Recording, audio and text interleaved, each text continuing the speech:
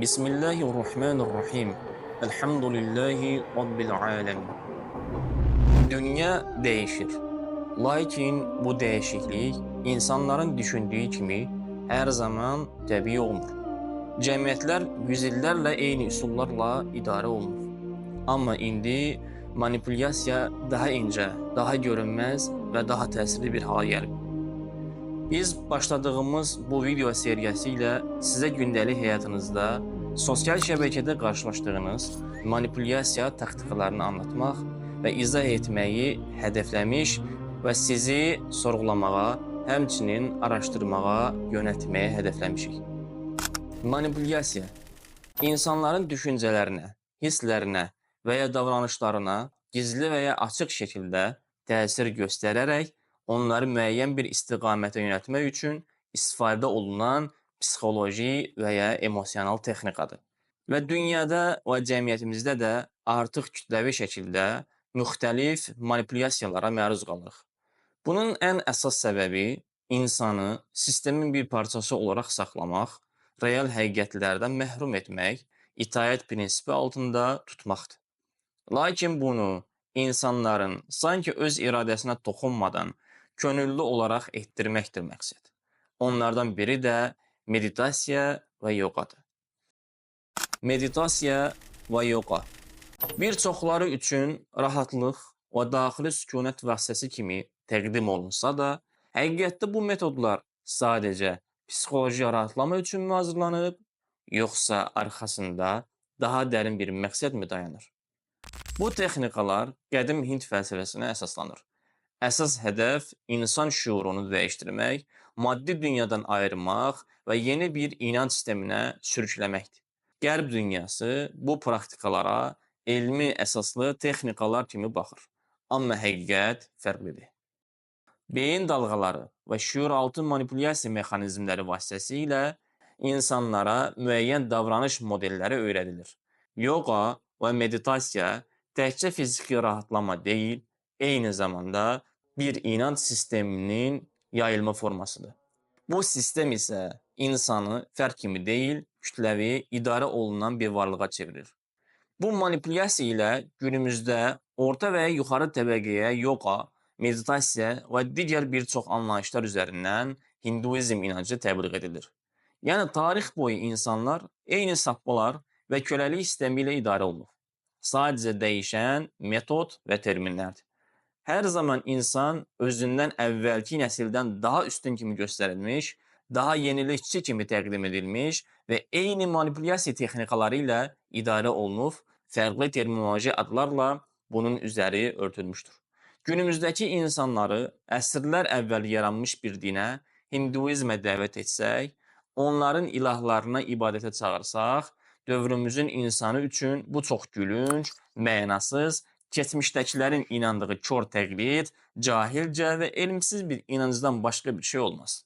Halbuki eyni şey günümüzdə fərqli termin və müxtəlif müasir texniki üslublarla edirlər. Yoga 2500 il əvvəl Hindistanda Hinduizm və Buddizmin dini ayinlərinin bir hissəsi kimi yaranıb. Sanskrit dilində yoga birləşmək, Tanrıya qovuşmaq deməkdir. Yəni insanın Brahman adlanan ali həqiqətə qovuşmasıdır. Hindu mətnlərinə görə Brahman hər şeyin başlanğıcı və sonudur. Görünməyən və dərk olunmayan ilahi gücdür. Meditasiya və nəfəs texnikaları vasitəsilə Hindu tanrıları ilə mistik əlaqə qurulur. Hinduizmdə Brahman ilə birləşməyin 4 əsas yolu var. Jnana yoga, bilik yolu. Mən Brahmanam həqiqətini başa düşənlər üçün nəzərdə tutulmuşdur. Yəni Hinduizmin tanrısı Brahmandan bir parça, bir hissə olduğunu anlamaqdır. Burada əsas məqsəd insana Hindu inancına görə bir ilahlıq verməkdir. Yəni insan Brahmanın özüdür və hər şeydə Brahmandan bir hissə vardır. Bhakti yoga, sevgi və itaət yolu. Burada Brahman cismani bir varlığı olan ilah olaraq qəbul edilir. Məsələn, Vishnu, Shiva, Devi və s. Nəticədə isə onlara ibadət edilir. Burada Brahman bir tanrı kimi qəbul edilir və ona tam təslim olunur. Karma yoga, əməli yolu. Heç bir mənfəət gözləmədən saf niyyətlə hərəkət etməkdir. Burada məqsəd bütün bu əməlləri Brahmana həsr etmək, dırnaq içində onun rızası üçün edib ona qovuşmaqdır. Raja yoga, meditasiya və çakraların oyadılması yolu. Burada bədənin enerji mərkəzlərini, çakraları açaraq Kundalini enerjisini oyatmaq məqsədi daşıyır. Beləliklə də yekun məqsəd bədən enerjisini oyadaraq Brahman ilə birləşmək və cin, şeytan, iblis kimi digər varlıqlarla əlaqəyə keçməkdir. Və bu şeytani bir ritualdır. Həqiqətdə isə ən son ağır vəziyyəti ruhunu şeytana satmaqdır. Yoganın müasir dünyaya yayılması. Müasir dünyaya 19-cu əsrin sonlarında Hindular yoganı dini ayin kimi yox, sağlamlıq metodu kimi tanıtırlar. Örnək olaraq 1890-cı ildə Amerikada Swami Vivekanandanı göstərmək olar. 1960-70-ci illərdə isə New Age hərəkatı ilə yoga qərbdə məşhurlaşdı. Bu gün isə yoga, idman, terapiya və hətta biznes strategiyası kimi təqdim edilir.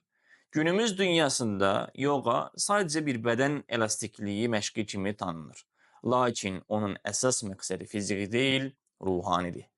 Hinduizmin təməl fəlsəfəsinə görə yoga insanı Tanrı ilə birləşdirən müqəddəs bir yoldur. O, sadəcə bədəni gücləndirmək üçün deyil, ruhu oyatmaq və ilahi həqiqəti anlamaq üçündür. Yoganın həqiqətdə insana verdiyi böyük bir yıxım və məhv olma halı vardır. Dini təsiri. Bir çox pozalar Hindu tanrılarına ibadət mənası daşıyır məsələn. So, ham dedikləri nəfəs terapiyası, so o deməkdir ki, yəni ilah Brahman, ham mən deməkdir, Tanrı ilə birləşmək, Tanrı olmaq. Surya Namaskar, günəş tanrısına salam. Bu 12 poza isə Hinduizmdə günəş tanrısına ibadətdir. Amma İslam inancına görə bu küfürdür. Həqiqətdən azmaqdır. Heç bir sağlam şuur bunu qəbul edə bilməz. Psixoloji təsiri. Uzun müddətli meditasiya insanı həqiqətdən uzaqlaşdırır, trans vəziyyətinə salır və insan həqiqətləri batildən ayıra bilməyəcək səviyyəyə enir.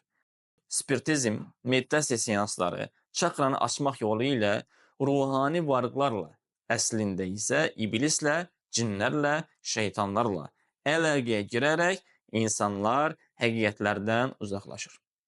Bizim bu çalışmadakı məqsədimiz sadəcə sizi düşünməyə və sorğulamağa dəvət etmək, sizi manipulyasiyadan qorumaq və yoga üzərindən edilən bu Hinduizm manipulyasiyasına qarşı xəbərdar etməkdir.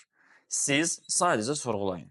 Sizin ağlınızı, bədəninizi istismar etmədən, manipulyasiya etmədən qoruyan yeganə yol nədir? Velhamdülillahi Rabbil alemin.